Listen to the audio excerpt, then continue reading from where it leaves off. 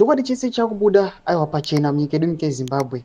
Macontroversies ari kungoitika ari kungoonekwa achingotoita up exposure aiwa yecorruption zvese zviri kuitika vanhu zvavakanga vasingazivi since ese the unfolding. Ndisanapinda mashoko anobuda panapa zvinzi aiwa maZANU-PF leaders holds fake PhDs. Don't subscribe or like or turn the bell icon. Timira panapa BBC Zimbabwe mudanyora chiti.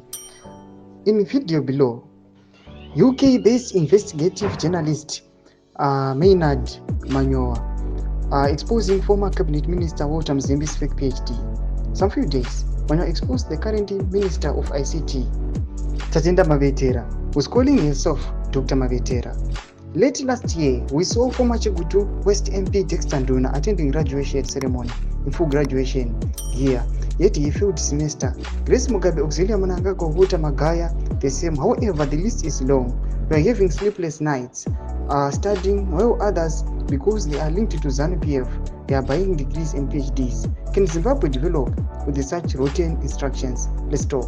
Tomashwa nobuda panapa achiiswa nawakomana BBC on the table. Kati bweti botaura tibokurukura muri kudi pamusoro pedhau iya tinoona kuti vese vakomana vari muthe regime kubva kumusoro kusvika kuzasi so long uingo nepolitical interference nemari vari kuonekwa kunzi aiwa vari kuuya vakatongosekiwa maPhD mamasters vari kuuya nemadegrees avo panguva ino vachizviti aiwa tiri takadya fundo but vamwe vanhu vakuita masleepless nights vachibuda mathousands of dollars vachinoripira kuti aiwa vakwanise kuenda kusvikira vanodzidza but mwari ungoenda kuseri. Tudze mafunguro enyu moti kudii pamusoro pechitiko ichi. Pinda comment section medu dzimafunguro enyu, so subscribe or like, so turn on the bell icon.